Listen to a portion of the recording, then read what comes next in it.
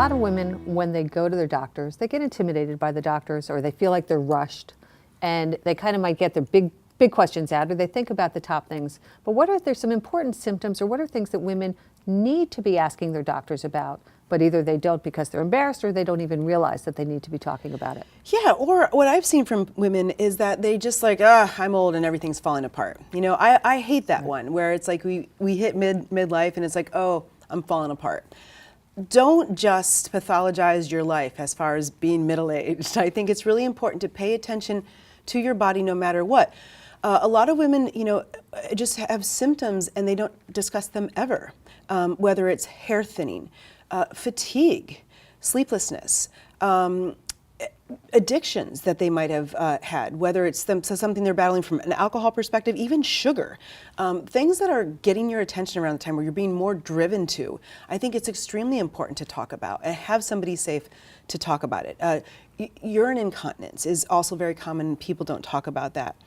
Lack of ability to be aroused at this point in time. People don't talk about that a lot. So I encourage women to talk, just do a full body scan from a mental perspective all the way down to your toes. See how you're doing, see some of the changes that I've made, and make sure you're addressing them. And you've kind of talked about journaling or writing down notes just to follow, so that as we're going through this time of change, is it more important than ever for women to kind of track, not to get crazy about symptoms, but just to keep a little bit of a journaling to see what's shifting and if there's a pattern? I think it is definitely something that should be done every day, and I'll tell you why. I think with the way that we're wired right now, and we're so externally focused on our gadgets and, you know, sort of being out there in social media, even though, you know, it's supposed to connect us more, it's disconnected us from ourselves. So if we aren't aware of ourselves, we aren't aware of what's going on. And so being reconnected, and 5 minutes of journaling in the morning, you would be surprised at how that just can bring you back. And sometimes that 5 minutes for people, once I get them to do it, starts turning into 15, starts turning into 20, and they're off and running,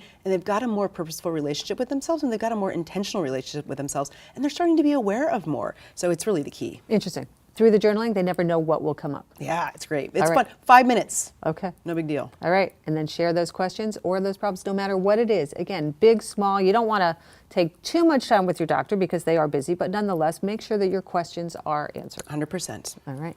Thank you. Thanks so much for watching this video. If you liked it, do me a favor and share it. Do all those social things. Put it on Facebook. Tell your friends about it, because we want the world to know about all of our great information. Come to our website if you want to learn more about Holly and read her blog at bottomlineinc.com.